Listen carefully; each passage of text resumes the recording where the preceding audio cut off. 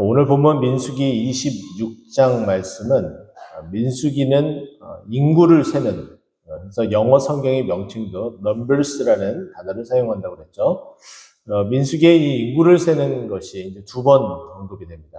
1장에 한 번 언급이 되고요. 오늘 본문인 이 26장에 언급이 됩니다. 1장에 언급된 것은 그 시기가 분명히 기록되어져 있죠. 애굽을 출애굽하고 나서 1년이 지난 후에 이렇게 인구 조사를 하게 되었다라고 우리에게 그것을 얘기하고 있고, 장소적인 부분에 있어서는 시내 광야에서 출애굽하고 나서 5시 방향 쪽으로 이제 시나이 반도 쪽으로 이렇게 내려와서 그 시내 광야에서 인구 조사를 하게 되고 60만 3,350명이란 그 인구를 받게 됐죠. 두 번째는 이제 그 인구 조사가 어떻게 시작됐는지에 대해서 이야기를 하고 있는데, 연병 후에 사람들이 이제 다 죽은 후에, 그리고 그 연병이 다 사그러진 후에 이제 여호와께서 모세와 제사장 아론의 아들 엘르아살에게 말씀을 하셨다라고 이야기를 합니다. 그리고 나서 3절 말씀을 보게 되면은 모세와 제사장 엘르아살이 여리고 맞은편 요단과 모압 평지에서 그들에게 전하였다. 하나님께서 말씀하신 바를 어떻게 했다고요? 모세와 엘르아살이 전했습니다. 근데 그 인구조사를 하라는 그 명령을 전했는데 그 인구조사를 하게 된 장소가 1장에서는 시내 광야였다면은 이제 여기 26장에서는 모압 평지에서 하게 됨을 우리에게 알려줍니다. 또 4절 말씀 보면은 여호와께서 애굽 땅에서 나와 모세와 이스라엘 자손이 명령하신 대로 너희는 20세 이상 된 자를 계수하라 하니라. 분명히 어떠한 일이든지 우리는 하나님의 명령에 따라 살아가는 하나님의 자녀인데, 여기서 마찬가지로 하나님께서 여호와께서 모세와 이스라엘 자손에게 명령하신 것이 무엇인지 우리는 듣고 또 헤아려야 되고 그대로 따라야 됨을 볼 수가 있습니다. 그 명령하신 대로 이제 그 종족에 따라서 인구조사를 실시하는 모습이 오늘 본문에 나타나게 됩니다. 그래서 그 족장들의 그 이름을 이야기를 해주고, 그리고 한 사람 한 사람씩 그 이름에 대한, 그리고 그 인구조사에 대한 내용들이 쭉 언급이 되죠. 그러는 가운데 우리가 좀 특이점을 몇 가지 좀 살펴볼 필요가 있는데요. 11절 말씀을 보시면은 고라의 아들들은 죽지 아니하였더라 이렇게 나와 있습니다. 우리가 여러분과 함께 봤었던 고라와 온과 당이 함께 마음을 합하여서 여호와를 섬기어야 됨에도 불구하고 오히려 그렇게 하지 않고 어떻게 했습니까? 반역을 하게 되죠. 그래서 죽음을 맞이하게 되는데, 불사름을 당하게 되는데, 근데 그들에게 고라의 아들들은 죽지 않았다라는 것은 한편으로는 하나님의 그 긍휼하심, 좀 봐주고 있는 어떤 그런 모습을 우리는 발견할 수가 있고요. 또 좀 뒷장으로 넘어가서 51절 말씀을 보면은 그 계수된 자가 얼마인지에 대해서 이야기를 해주고 있는데 60만 1730명이었다라고 이야기를 합니다. 1차 인구조사에 비해서 인구가 조금 줄어들었죠. 그것은 오늘 말씀드렸던 것처럼 고라의 반역도 있었고, 또 금방 우리가 이 말씀이 시작되는 그 시점이 어디인지 이야기를 했죠.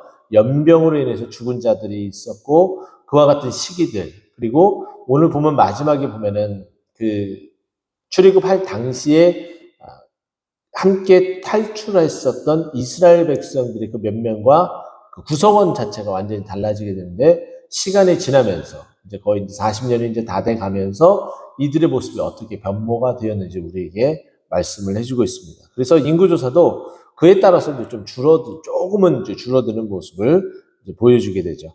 근데 이렇게 인구조사를 하게 하셔서 결국은 전쟁에 나가서 싸워야 될 그 사람들을 계수한 것이 이제 첫 번째 목적이었다면, 두 번째 목적은 이제 전쟁을 한 이후에 하나님께서 이스라엘 백성들이 어떻게 살아갈지, 그 땅을 어떻게 분배해야 될지에 대한 그 이야기를 해주고 있습니다. 그래서 53절 말씀 보면은 이 명수대로 땅을 나누어 주어 기업을 삼게 하라. 결국은 최종 목적은 그 땅에서 살게 하기 위한, 기업을 삼고서 살게 하기 위한 하나님의 배려였는데, 근데 그 배려는 여러분 한번 보시면은 아시겠지만은 수가 많은 자에게는 54절입니다. 수가 많은 자에게는 기업을 많이 줄 것이요 수가 적은 자에게는 기업을 적게 줄 것이니 공평하게 인당 균등하게 나눠져서 어느 누구도 부족함이 없게끔 하려고 하는 것이 하나님의 원대한 뜻이었다. 이런 것들을 통해서 정치적으로 나눠주는 이야기들도 많이 하는 사람들이 있는데 그것까지는 우리가 갈 필요는 없고요. 우리는 이 말씀 그대로 하나님께서 이렇게 명수를 계수한 이후 수가 많은 자에게는 많이 주고 수가 적은 자에게는 적게 해준다. 우리는 그랬으면 좋겠어요. 하나님 저희 많이 주세요. 저희가 좀 많아요. 이렇게 기도하는 것도 하나님의 말씀에 따라서 기도하는 그런 부분이다라고 볼 수가 있죠. 또 특이한 점은 61절 말씀 보면은 나답과 아비오는 다른 불을 여호와 앞에서 드리다가 죽었더라. 다른 어떤 것보다도 하나님 앞에 예배드리지 온전하게 예배드리지 못한 것을 찝어서 얘기하면서 두 번 다시 이와 같은 일들을 범하지 않게끔 말씀하신 내용이 또한 여기에 언급이 됩니다. 그리고 이제 마지막에 우리가 보았던 64절, 65절 말씀을 보게 되면은 매우 독특하게 이 인구조사를 마무리를 하고 있습니다. 모세와 제사장 아론이 시내 광야에서 계수한 이스라엘 자손은 한 사람도 들지 못했다라고 이야기를 합니다. 이스라엘 백성들이 출애굽해서 왔는데 가나안 땅에 들지 못했다. 그만큼 마음을 아프게 하는 일은 없는 것 같습니다. 자, 그런데 65절 보면은 여호와께서 그들에게 대하여 말씀하시기를 그들이 반드시 광야에서 죽으리라 하였음이라. 이렇게 하나님께서 말씀하신 바가 그들을 응하게 되었다는 거죠. 그럼 도대체 왜 이와 같은 일들이 반드시 광야에서 죽게 될 수밖에 없는지에 대한 이야기를 우리 좀 앞에 찾아가서 다시 한번 확인해 봐야 되는데요. 민수기 14장 23절 말씀을 살펴보면 이렇습니다. 제가 읽어드리도록 하겠습니다. 내가 그들의 조상들에게 맹세한 땅을 결단코 보지 못할 것이요 또 나를 멸시하는 사람은 한 사람도 그것을 보지 못하리라. 다시 한번 읽어드리겠습니다. 내가 그들의 조상들에게 맹세한 땅을 결단코 보지 못할 것이요 또 나를 멸시하는 사람은 한 사람도 그것을 보지 못하리라.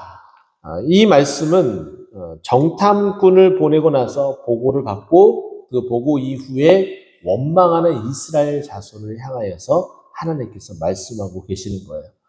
여러분 보세요. 하나님께서 분명히 그 땅을 주시겠다고 말씀하셨고 약속하셨습니다. 근데 그 약속을 믿지 못하고 그 믿음 가운데 벗어난 거예요. 히브리서 11장 6절 말씀 보면은 믿음이 없으면 하나님을 기쁘시게 못하나니라고 말씀하고 있어요. 하나님을 기쁘시게 못했어요. 믿음이 없어서 약속하셨음에도 그 약속을 믿지 못하고 온전히 하나님만 바라보고 나아가지 못하고 그들이 장대하고 우리는 메뚜기와 같은 존재로 여겨졌다는 거죠.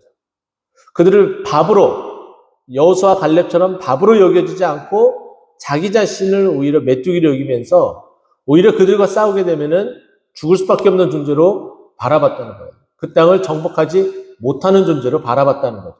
근데 하나님은 어떻습니까? 너희들은 그 땅을 정복할 것이다.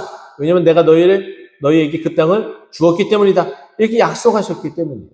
근데 이 모든 것들이 이것으로 말미암아 공포감에 잘못된 보고 그리고 뿐만 아니라 그 보고를 들은 이스라엘 백성의 불평, 불만으로 인하여서 어떻게 되었다는 거예요? 하나님께서 그들을 가나안 땅에 발을 붙이지도 못하게 만드셨다는 거예요. 그 말씀이 반드시 광야에서 죽으리라 말씀하셨기 때문에 그들 그 한 세대가 자연적으로 또한 잘못함으로 인하여서 어쨌든 그 세대가 다 어떻게 해요?